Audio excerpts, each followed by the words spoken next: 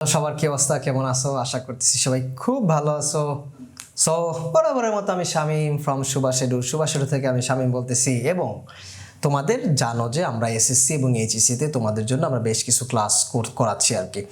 So তোমরা জানো যে এসএসসিতে আমরা যারা এসএসসি 25 ব্যাচ অর্থাৎ 25 ব্যাচ যারা, তাদের জন্য বেসিক্যালি আমি ফিজিক্স পদার্থবিজ্ঞানের ক্লাস নিতেছি, আর হচ্ছে ম্যাথসের জন্য তোমাদের প্রিয় রাসেল ভাইয়া ক্লাস নিতেছে আর কি। আর এইচএসসি 24 ব্যাচের জন্য ম্যাথসের ক্লাসগুলো রাসেল ভাইয়া নিতেছে, তোমরা অলরেডি দেখতেছো, এবং আইসিটির ক্লাসগুলো খুব সম্ভবত আমি নেব। সো চলো আজকে আমরা প্রথম ক্লাস, আমরা এটা নিয়ে ফিজিক্সের একটা বিশাল প্লেলিস্ট করব, এবং সেই প্লেলিস্টে আমরা গ্র্যাজুয়ালি প্রতিটা চ্যাপ্টারে বিভিন্ন ধরনের ক্লাসগুলো করব। সো আজকে যেহেতু একদম ফার্স্ট ক্লাস, প্রথম ক্লাস তোমাদের এসএসসি 25 ব্যাচের জন্য, সো আজকে বেসিক্যালি আমি গতি সম্পর্কে খুবই সিম্পল এবং খুবই অল্প কিছু আইডিয়া দেবো, যাতে তোমরা মোটামুটি বুঝতে পারো আচ্ছা ব্যাপারটা কি, গতি বা মোশন জিনিসটা আসলে কি।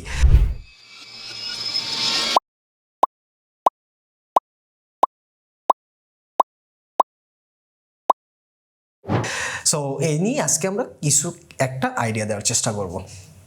বেসিক্যালি আমি আরেকটা ইনফরমেশন রিভিল করার চেষ্টা করতেছি, পুরোপুরি করব না, তারপরে করতেছি যে তোমাদের যারা কমার্সের স্টুডেন্ট তাদের জন্য বেসিক্যালি অ্যাকাউন্টিং অ্যান্ড ফাইন্যান্স নিয়ে তোমাদের আরও একটা নতুন ভাইয়া সুভাষেডুতে ক্লাস নেওয়ার জন্য বা তোমাদেরকে ইনফরমেশন দেওয়ার জন্য আসতেছে। কে নিতেছে সেটা আমরা এখন রিভিল করতেছি না, বাট যারা কমার্সে আসো তাদেরও হতাশ হওয়ার কিছু নাই। সুভাষেডু বেসিক্যালি তাদের জন্য অ্যাকাউন্টিং অ্যান্ড ফাইন্যান্সের উপরে ক্লাস স্টার্ট করবে আর কি।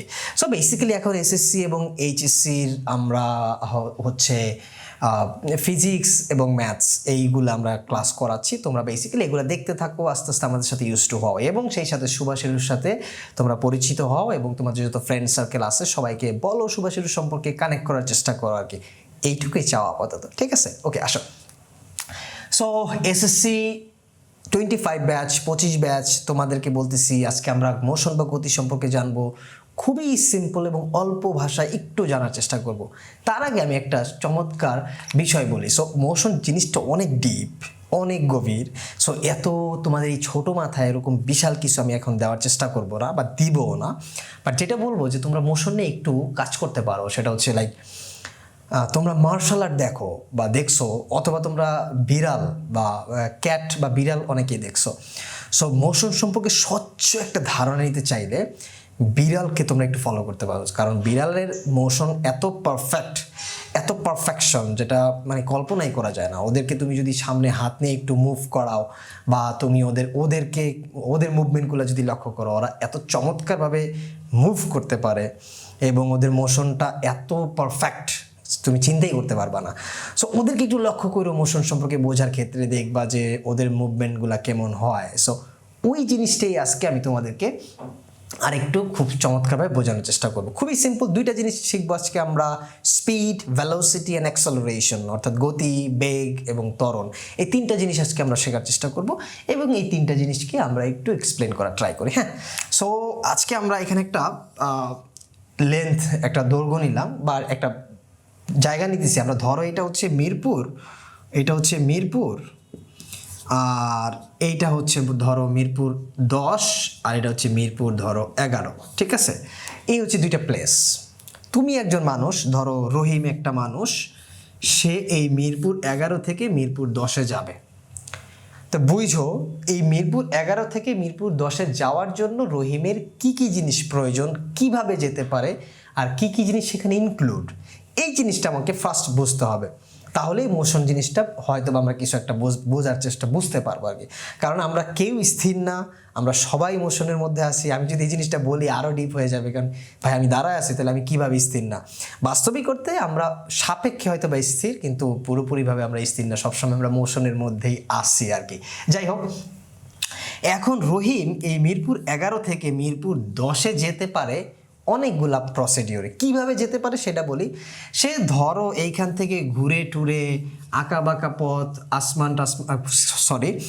আঁকাবাঁকা পথ, বিভিন্ন জায়গায় ঘুরে অল্প অল্প মানে যে কোনো প্লেস হয়ে, অথবা ধরো মিরপুর 11 থেকে সে মিরপুর আরেকটা জায়গায় গেল, বা ধরো মিরপুর 14 গেল অন্য একটা ওয়েতে, ওইখান থেকে ঘুরে মিরপুর 10-এ গেল। তার মানে এই রহিমের মিরপুর 10-এ যাওয়ার অনেকগুলা পথ থাকতে পারে, অনেকগুলা পথ থাকতে পারে। সো অনেকগুলা পথে সে মিরপুর 10-এ যাইতে পারে, তাই তো? তার মানে তার মিরপুর 11 থেকে মিরপুর যাওয়ার জন্য একটা ডিস্টেন্স আছে, কি আছে, একটা দূরত্ব আছে। সেই দূরত্বটাকে তাকে অতিক্রম করতে হবে। সেই দূরত্বটা সে নানাভাবে অতিক্রম করতে পারে। সে চাইলে 50 কিলো ঘুরেও যেতে পারে, অথবা 10 কিলো যেতে পারে, অথবা 500 কিলো ঘুরেও যেতে পারে, এটা তার ইচ্ছা। কিন্তু মিরপুর 11 থেকে মিরপুর 10-এ যাওয়ার ন্যূনতম একটা ডিস্টেন্স আছে।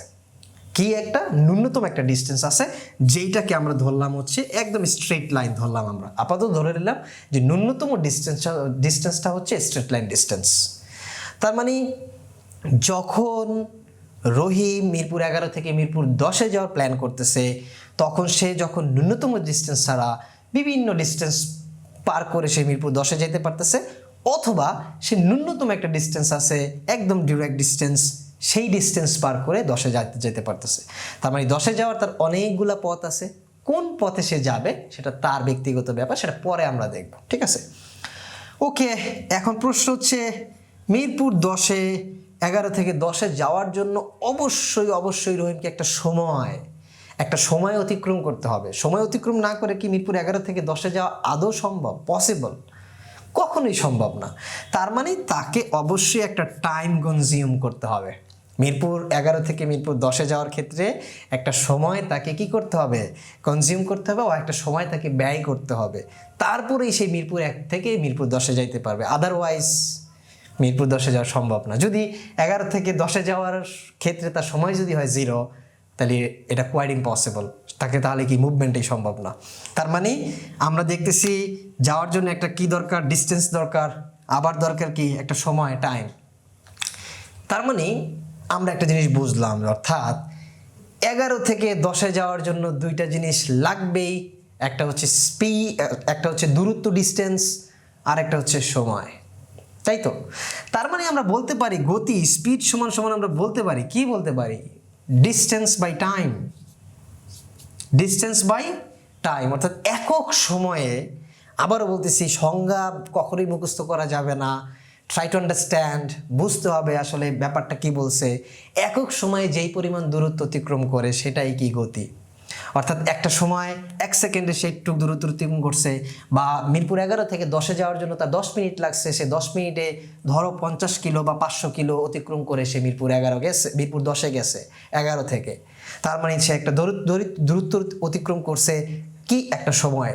সো একটা সময় যে দূরত্ব অতিক্রম করবে সেটাই হচ্ছে স্পিড। এখন প্রশ্ন হচ্ছে, আমরা তো গতি বুঝলাম, একটা সময় সে যে দূরত্ব অতিক্রম করবে সেটাই স্পিড, কিন্তু আমরা দূরত্বকে বা ডিস্টেন্সকে কি এককে প্রকাশ করতে পারি?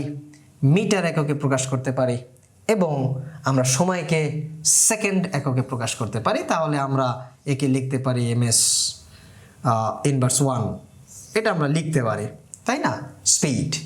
এখন প্রশ্ন হচ্ছে, এর আগেও আমাদের আরেকটু জিনিস বুঝতে হবে, সেটা হচ্ছে যে এই যে আমরা মিরপুর 11 থেকে মিরপুর 10-এ রহিম যখন গেল, তখন তার যাওয়ার যে দূরত্বটা সেটা কোনো নির্দিষ্ট দিক বরাবর ছিল না।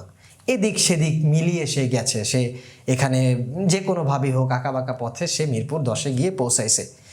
যখনই তাকে কোনো দিক নির্দিষ্ট করা হইল না, কোনো ধরনের দিক বা বলে দেওয়া হইল না যে তুমি মিরপুর 10-এ এইখান থেকে এখানে এইভাবেই যাবা, তখন সেটাই স্পিড বা গতি। কিন্তু এই সেম প্রসিডিওরই ঘটবে, অর্থাৎ একই জিনিস ঘটবে, কিন্তু যখনই আমরা দিকটাকে মেনশন করে দিব। কি মেনশন করব? দিকটাকে মেনশন করে দিব, তখনই সেটা হয়ে যাবে বেগ বা ভেলোসিটি। অর্থাৎ এইবার আর রহিম এইভাবে আঁকাবাঁকা যে কোনো পথে মিরপুর 10-এ যাইতে পারবে না। তাকে বলে দেওয়া হবে যে দিস ইজ দ্য ডিরেকশন, এই ডিরেকশন বরাবরই তুমি কি করবা? মিরপুর 11 থেকে মিরপুর 10-এ যাবা। যখনই আমি এই কথাটা বলবো যে এই ডিরেকশন বরাবর তুমি মিরপুর 11 থেকে মিরপুর 10-এ যাবা, তখনই সেটা হবে কি হয়ে যাবে? ভেলোসিটি বা বেগ হয়ে যাবে। যখনই আমরা এই দিকটাকে মেনশন করব না, তখনই সেটা হবে গতি, স্পিড। অর্থাৎ সে যে কোনোভাবেই হোক মিরপুর 10-এ চলে গেছে।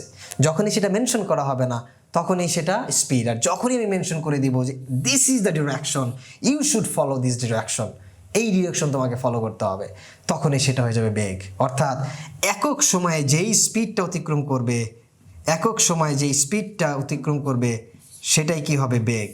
ভি সমান সমান আমরা তখন বলতে পারি ভি সমান সমান এস বাই টি, তাই না? একক সময় যেই গতিটা সে অতিক্রম করবে বা যেই ডিস্টেন্সটা সে অতিক্রম করবে একক সময়ে, সেটা কি আমরা বলতে পারি বেগ। ভি সমান সমান এস বাই টি। আমরা ধরতেছি এস হচ্ছে তার ডিরেকশন গতি, ডিস্টেন্স, এবং টিটা হচ্ছে তার সময়। তো আমরা বেগটা বুঝলাম, আমরা স্পিড থেকে বেগে ঢুকলাম, তাই না? আমরা বেগটা ক্লিয়ার হয়ে গেলাম যে বেগ জিনিসটা কি।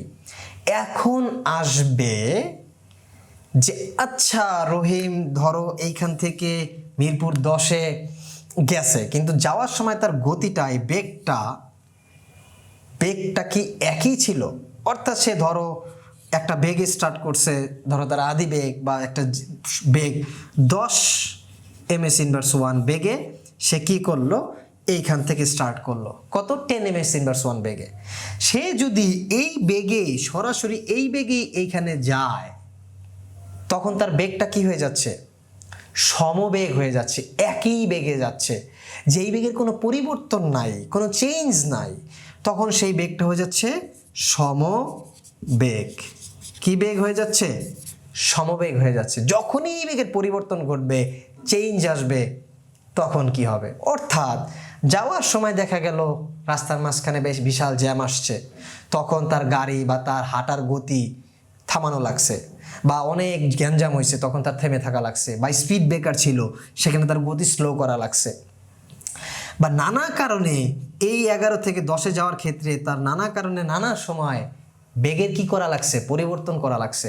অর্থাৎ কোনো এক সময় 10 কিলো বেগে গেছে, কোনো এক সময় রাস্তা একদম ফাঁকা ছিল তখন সে 30 কিলো বেগে গেছে, আবার কোনো এক সময় জ্যাম ট্যাম ছিল তখন সে 2 কিলো বেগে, কোনো এক সময় তাকে থেমেও থাকা লাগতে পারে। So this is the scenario that happens in that particular time when যখন সে কি করছে? move to 11 to 10. So সে যখন 11 থেকে 10-এ যাচ্ছিল, মিরপুর 11 থেকে 10-এ, তখন তার এই ধরনের সিনারিও ঘটছে। দ্যাট মিনস যখনই এই বেগের পরিবর্তনটা ঘটতেছে, কিসের পরিবর্তন? বেগের পরিবর্তন, বেগের একটা পরিবর্তন ঘটতেছে, তখনই সেটা আর বেগ থাকতেছে না, তখন সেটা কি হয়ে যাচ্ছে? এক্সেলারেশন, ত্বরণ হয়ে যাচ্ছে। অর্থাৎ বেগের যখন পরিবর্তন ঘটবে, একক সময়ে বেগের যেই ধরনের পরিবর্তন ঘটতেছে সেটাই কি? ত্বরণ। একক সময়ে বেগের যেই পরিবর্তন ঘটছে সেটাই হচ্ছে ত্বরণ বা এক্সেলারেশন। আমি কি বুঝাইতে পারছি যে এই যে এতগুলা ঘটনা ঘটলো, এই ঘটনার মাঝখানে বেগ আমরা বুঝলাম, প্রথম আমরা গতি বা স্পিড বুঝলাম, তারপর আমরা বেগটা বুঝলাম, এবার বেগ থেকে কিভাবে আমরা ত্বরণে ঢুকে গেলাম। অর্থাৎ বেগেরও একটা পরিবর্তন হয়, আর যখনই বেগের পরিবর্তন ঘটতেছে তখনই সেটাকে আমরা বলতেছি ত্বরণ। অর্থাৎ তার বেগটা কোনো একটা সময় অনেক বেশি স্পিড, কোনো একটা সময় অনেক কম স্পিড, কম বেগ, কোনো একটা সময় অনেক বেশি বেগ, এই যে বেগের ভেরিয়েশন সেটাকে আমরা বলতেছি এক্সেলারেশন বা ত্বরণ। ঠিক আছে? অর্থাৎ আমরা কোনো গতিকে ত্বরান্বিত করতেছি, কেমন আকারে ত্বরান্বিত করতেছি, অনেক বেশি না অনেক কম, এই ব্যাপারটাকে আমরা বলবো এ বা এক্সেলারেশন বা ত্বরণ, যাকে আমরা বলবো you minus V by T অথবা V minus you by T, অর্থাৎ শেষ বেগ মাইনাস আদি বেগ, V minus you by T অর্থাৎ শেষ বেগ মাইনাস আদি বেগ ডিভাইডেড বাই টি, অর্থাৎ শেষ বেগ থেকে আমরা আদি বেগটা বাদ দিয়ে সময় দ্বারা ভাগ করলে যেটা পাবো সেটাকে আমরা ত্বরণ বা এক্সেলারেশন বলবো। This is the very easiest way to understand যে what is the velocity, what is the acceleration. So এই জিনিসটা কী সেটা বোঝার সবচেয়ে সোজা একটা প্রসিডিওর। সো প্রবাবলি আমি তোমাদেরকে এই ক্লাসের মাধ্যমে বোঝাইতে পারছি স্পিড বা গতি জিনিসটা কি, অ্যাট দ্য সেম টাইম বোঝানোর চেষ্টা করছি বেগ জিনিসটা কি, অ্যাট দ্য সেম টাইম বোঝানোর চেষ্টা করছি এক্সেলারেশন বা ত্বরণ জিনিসটা কি। তোমরা যদি এটা বুঝে থাকো তাহলে কি করা লাগবে? আমাদের সুভাষের সাথে কানেক্টেড থাকা লাগবে। সবাইকে ধন্যবাদ। আল্লাহ হাফেজ।